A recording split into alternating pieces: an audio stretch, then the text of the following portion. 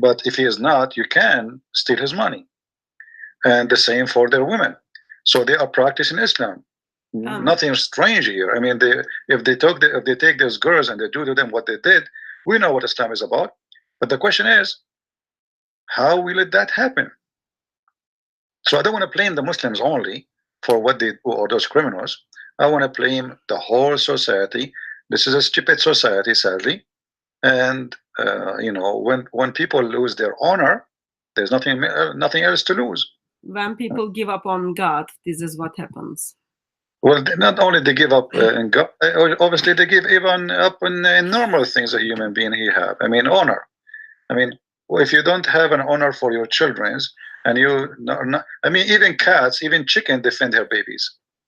So what happened to those rich people? They are not even chicken no more. You know what I mean? So like, if you try to take a chicken, a little chick from her mother, and she is a chicken, she would attack you and she would die to defend her chick. So if a chicken defend her baby, what about those people? What's wrong with them? Obviously, this society have something wrong with it. You know, if I have a child or a daughter, and somebody want to do that to her, you know, I will go crazy. I'm not going to let anyone even get close to my daughter. Obviously, there's something wrong. You know, and always Satan, my dear sister, always Satan, he finds his place when there's a place for him. If there's no place for him, he cannot get in. So this society welcoming Satan. Actually, England became the nest of Satan, because every terrorist in the world, he want to run away, he asks for asylum, England give him asylum. Okay, I'm not gonna comment on that. So can I ask another question? Sure. Just changing the topic. So I hear from mainly from Muslims, Muhammad was a very good man and he's like very good example. And one of the good thing Muhammad did was feeding a cat. Apparently he gave milk to cat. Do you know where this comes from? Well, you know, the strange is Muhammad gave milk to a cat, and there's a hadith says a guy who gave water to a dog, he will go to heaven. Okay. When you hear this, you think that Muhammad was like a guy who believed in Buddha, like he's a Buddha guy, you know, and like he's a spiritual, and he was wearing a robe around himself, and he carried an umbrella on the top of his head, and his name is the Dalai Lama, you know. But isn't Muhammad the same guy who said kill all the dogs? The black ones, yeah. No, all the dogs. No, not only the black one. In the beginning, he said kill all the dogs. But when people they start complaining, he switched to the black dog only, because people they have guard dog, they need dogs. Nobody can live without dogs at that time. So dogs at that time, it was a necessity. It's not a luxury. So in the beginning, Muhammad he ordered to kill all the dogs. And here we ask ourselves, if Muhammad he ordered to kill all the dogs, how a person can believe that Muhammad he gave a cat a milk and he was a very nice person? It was narrated, and this is Sahih Hadith, the Messenger of Allah raising his voice and commanded that dogs to be killed, and dogs were be killed, except for hunting dogs or dogs kept for herding livestock. So all dogs were killed. And by the way, this is only after adjustment. In the beginning, Muhammad he ordered to kill all dogs with no exception. Sahih Muslim. Let us show the hadith number so people will not say we are making things up. Do you mind sharing your screen, Christian Prince? Are you sharing your screen? Oh, you want me to share in my Skype, you mean? No. Like I'm yeah, you can share my video. Yeah, no problem. You can share. Sahih Muslim 1570, hadith number A. Or, you know, it says, Ibn Umar said, Allah Messenger reported Allah Messenger giving command for killing dogs. So Muhammad he ordered to kill the dogs. And then when the people they start complaining, he switched. He said, okay, kill only those who they are not herding and not guarding. So anything else you kill. So why Muhammad, if he is a nice person, want to kill dogs? And Muhammad actually, he says, if not the dogs are nation like other nations, I will order to kill them all. You know? Okay. Well, Do you have any pets? Do you have any dogs or cats? Or no, I don't have. Guinea pig or anything? No? No, no. So I've got 3 dogs, okay? Like, Right. they are seriously very lovely. And one of them is Puppy. She just chooses everything. Other ones are like a little bit older. I look into their eyes, and when I remember Muhammad wants them dead, it doesn't give me that much nice feelings about Muhammad. Do you think my feelings are correct? Well, dogs, they have a special sensation and can sense evil. You know? So, because they can sense evil, I believe Muhammad, he hated them. Each time they see Muhammad, they sense evil in him. They start barking. Well, obviously, there's something. I mean, why the guy, he is ordering to kill dogs? I mean, he is a Bedouin man, live in the desert, and everybody needs a dog. So, a dog, he bark anyway. If we see a stranger, he would do that. But so why you hate all the dogs? Doesn't make sense. You know? So as you see here, I'm showing the hadith in the screen. You can see it. Yep. And this is hadith number 1573a. It says that Muhammad, he ordered kill all dogs, all the dogs. And then he made an adjustment. Then he permitted keeping the dogs for hunting and protection. So there is no need for any man. I mean, dogs are very beautiful animals. You know, what if a dog, he is weak, he cannot protect you, but you like him to stay alive, and he is cute, you know, he's funny, the kids are playing with him. According to Muhammad, we kill him. That's just heartbreaking. I'm double heartbroken about it. And you know, this kind of a person, obviously he have a mental illness, because you know, I can be maybe a person, he have a phobia from dogs. Maybe one day when he was a kid, he was bitten by a dog. That is not an excuse, you know, to kill all the dogs. That's stupid, actually. You know. Actually, dogs are very faithful. Dogs are very faithful, and they are always the best friend for a human being. I mean, if a guy, he lost in the middle of nowhere, which one you prefer to have? To be by yourself or to have a dog with you? For sure, you will have a dog. So, dogs never been a problem. Now, for sure, there's some bad dogs, you know, but there's bad human too. You know, if a dog he bite, there's a human they kill. Should we kill all a human? You know what I mean? Welcome to the world of Islam. What we need, and then we will see here the superstition of Muhammad. When Muhammad, he says that the black dog, and then he switched to the black dog, and he says you kill not only black dog, any pure black animal. You need to ask yourself, what is the phobia about the black color? Sorry, CP, sorry. I was told that you are not showing your screen on your channel. Is that correct? No, now it's showing. Now it's showing. Okay, sorry. Yeah. So the Messenger of Allah said, if it were not that dogs were part of a nation among the nation, then I would order that all of them to be killed. Now, here we need to ask ourselves, why Muhammad, he hated dogs so much? And then why he switched to say, kill the dogs which is a pure black? They ask him, what is the distinguish between a yellow dog and white dog from a black dog?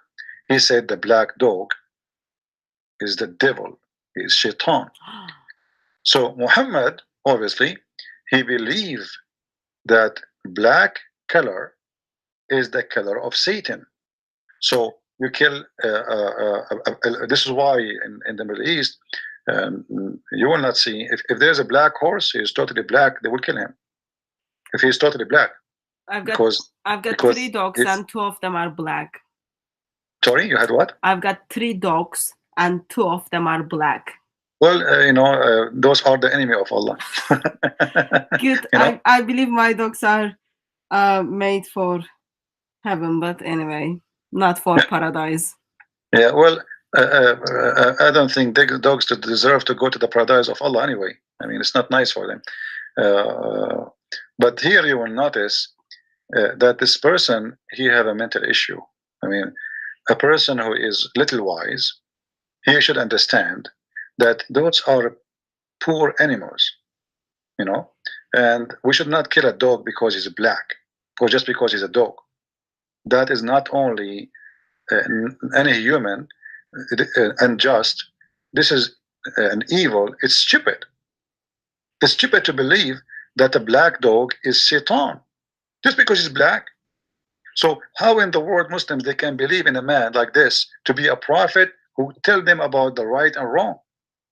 Isn't it obvious that this is wrong?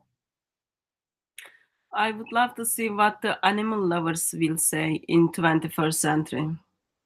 But that's just a different topic. You see, a human being, he always was in love with dogs since the beginning of time. This is why dog is the best friend of a human or a man.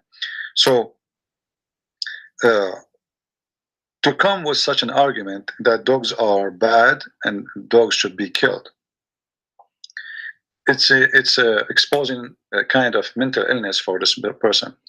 So just go back to my question on Muslim reasoning that Muhammad was very good man because he fed the cat.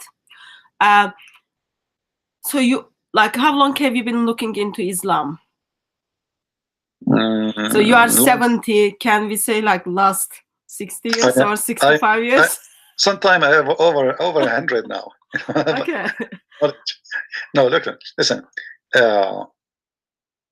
If Muhammad nice to cats, why he is not nice to human? Oh, well, so just a moment. How long have you been studying Islam? Over 70 years? Let's say. Okay, I'll ask much simple if you don't want to share your age. Have you got gray hairs yet? You see the woman questions. So if you got gray hairs, that means Islam gave you gray hairs. I don't know. Last time I looked at the mirror, it was a long time ago. So don't ask me those questions. Okay. Okay. Anyway, maybe I don't even have hair. How you know? Maybe I'm like Sam Shamoon. Like, doesn't matter you've got hair or not. God still loves you, and Lord Jesus Christ died for you. I just wanted to find out. I'm assuming you've been studying Islam for a long time. It's not about how long you study. It's about how deep you study. There's many people, they study. You see, there's working hard and there's working smart. There's a person who works so hard, but he cannot accomplish. And there's somebody, he works smart, little, than the one who works so hard. So we need to work smart, not only hard. Okay, in your smart studying, have you got what would be your top 10 things? Like, if you force and really force that you come across that Muhammad was a good man because these top 10 things. Well, there's the top good things about Muhammad are evil, because if Muhammad he did give milk to a cat, what about Muhammad letting the woman who insulted him and she is over 80 years old, let her go instead of cutting her to pieces? That means Muhammad is mentally ill, because you are merciful to the cat by giving her milk, but yet a woman over the age of 80, you cut her to pieces when she's alive. So that is a proof that Muhammad is mentally ill, because this is not a mercy, that's a madness. Like there's a guy who is a king who give his cat a milk, but then he throw you to the cat to eat you. His cat is a tiger. You know what I mean? So I have a cat and she is a tiger, and then I give my cat a milk, and now my cat, she is licking my fingers, and then after that I am so merciful to the point I will throw a human being in front of my tiger because the tiger is hungry. So now I am merciful. So Muhammad, he sacrificed mankind, yet they call him a merciful prophet. How many millions of people get killed because of Muhammad? Muhammad, he did give milk to the cat. But the question, how many millions can get killed because of Muhammad? Lots of. So, so the Muslims are trying to fool us, saying Muhammad, he saved a cat, he killed millions. This is the point. My prophet is so good. He gave milk to the cat, but he crucified people and he put nails in their eyes and he put them in the cross and he cut their hands and he cut their feet and he put nails in their eyes, and he is merciful So by giving milk to a cat. I am glad that there is something, since we are in the same page. I thought pretty hard, but I couldn't even find any nice thing about Muhammad. Well, not good at all. You see, Muslims, they can't. You see that when a person is desperate, he tried to find something to make Muhammad look nice. So they start quoting stories which we find it actually hilarious. Like as an example, the Muslim, they say that there was a Jewish guy, he piss always and he throw garbage in the door of the prophet. All right, this is a story, we hear it always. There's a Jew guy, he always, but where we can find this story? Who is the Muslim want to show me the story? There's no reference for the story.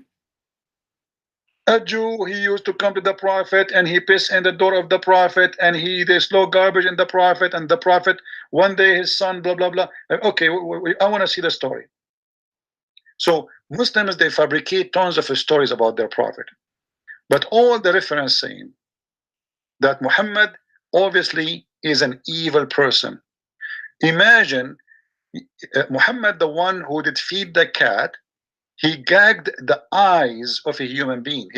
He put nails in fire and he gagged their eyes. So how he is a merciful person, even if somebody want to be punished. Is that the story where Muhammad made people to drink camel urine? Is that story? Yes, it's the same story. Yeah, this is the same story. But what about, putting nails in their eyes? I mean, okay, let us say somebody, he deserved to be punished. But what kind of punishment will reach out to the point, I'm going to put nails, a piece of irons in the fire, and then I will push those irons when you are alive in your eyes. This is a horror movie. Imagine if we can record Muhammad doing that. Very peaceful man, very mercy to the world. So we will make a movie, and the movie showing in the beginning Muhammad giving milk to the cat, and there's a romantic music in the background. And then in the second part of the movie, the prophet is cutting hands and feet and crucifying people in the cross, and then bringing nails, he heat it in fire and he push it inside the eyes of those people when they are alive screaming, and then he let them die slowly. So here we go. This is Muhammad, who he did give milk to the cat. So I believe Hitler, he used to have a cat too. And he burned 6 million Jews, but he have a cat. Okay, I'm changing the topic. So go back to the paradise. I'm curious about paradise. It's not because I want to end up there, because I concern for Muslims who are hoping to end up there. So we do have those virgins. We do have those boys who are like hyper with their sexual desire. They are serving all those wines, yet they're not gonna get drunk. What else do we have in this paradise? What is paradise is offering Muslim women if they ever make to paradise, since they are not clever enough? Muhammad, he promised that Muslim women, there will be 70 time or beauty. But I find that this is very stupid promise, and I will explain in the screen why this is very stupid for those who want to use their brain. Imagine, let me do this in the screen. We have a woman, her name is Fatima.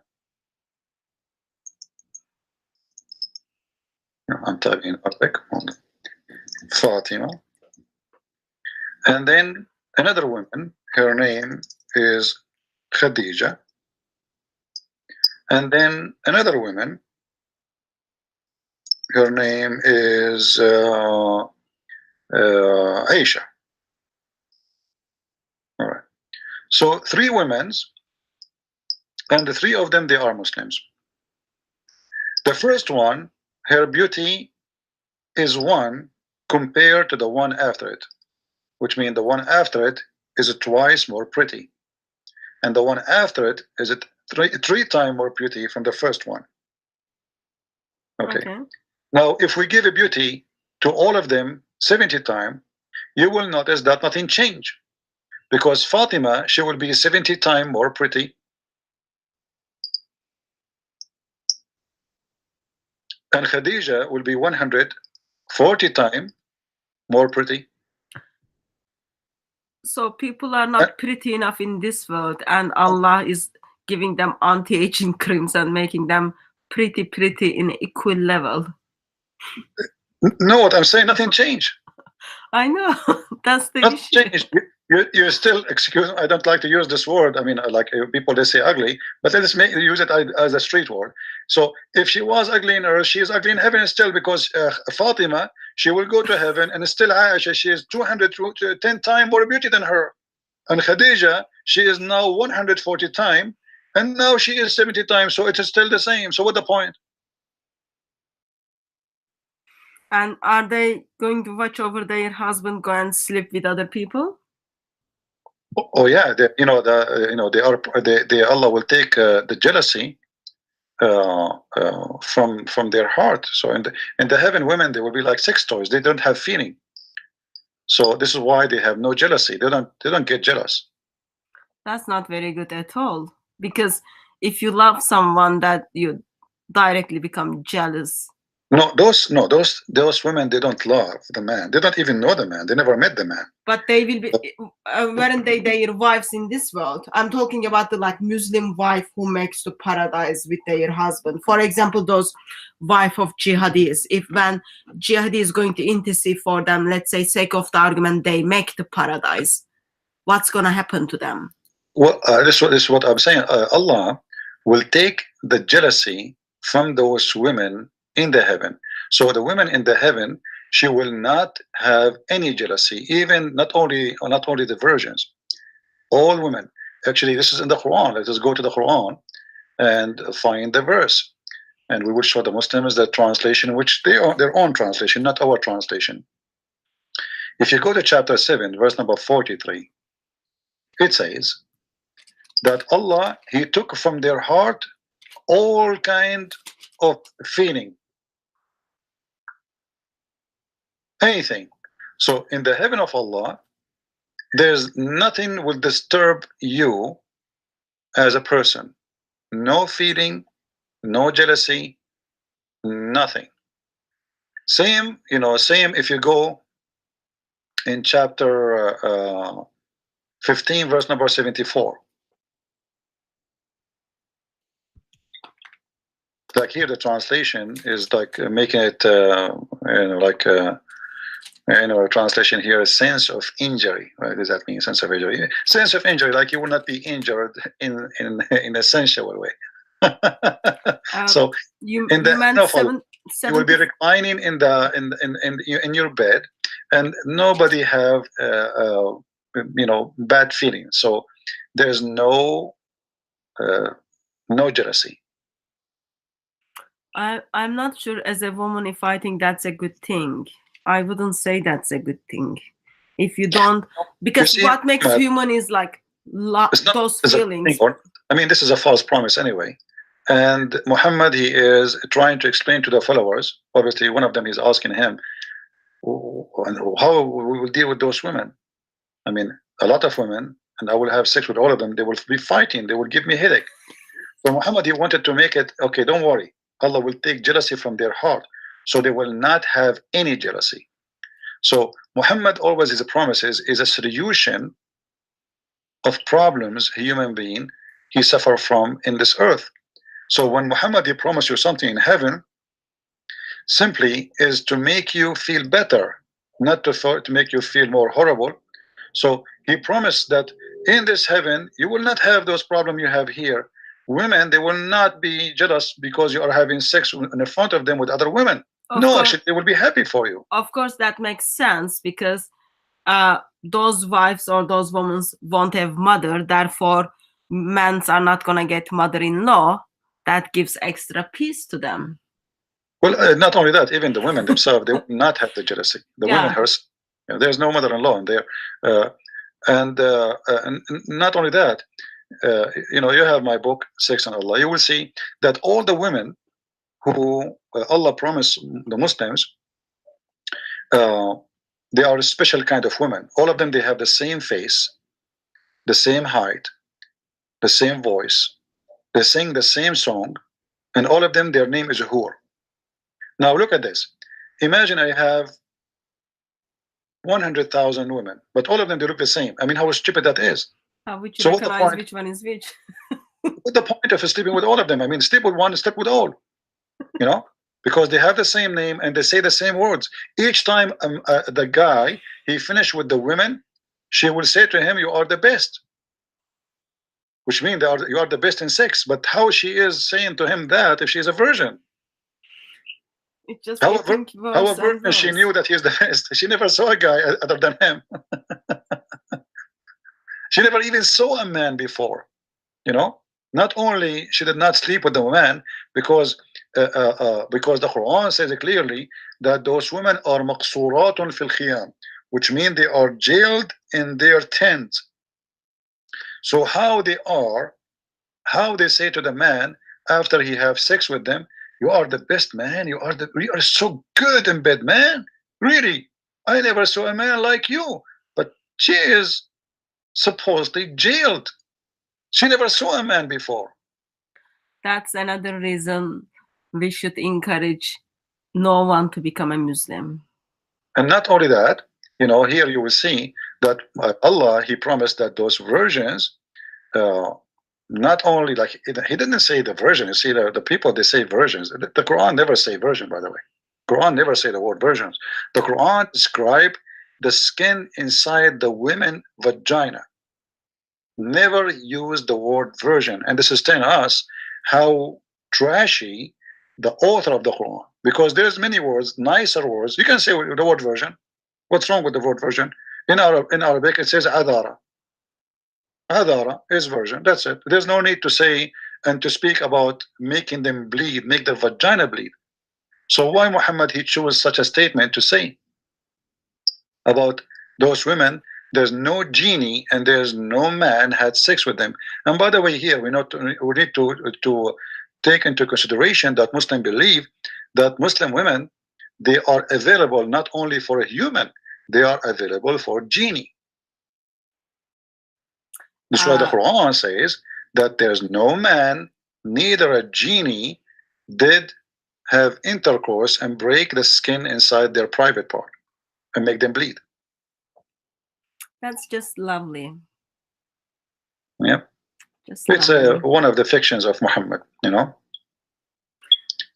Still, I'm questioning why billions of people are falling into these traps and following this man. You know, as I said, you know, like foolishness is exist, and people, they are free to be fooled.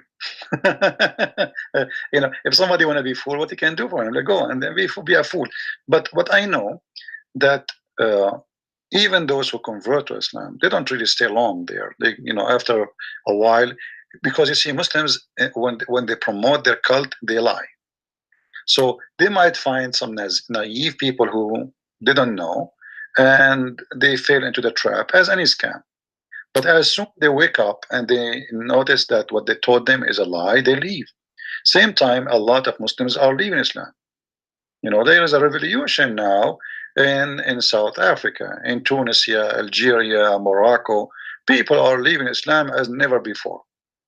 So even in Syria, even in Jordan, even in Egypt, Saudi Arabia, they are leaving Islam, big deal. But because of the nature of this cult, it's a gang cult.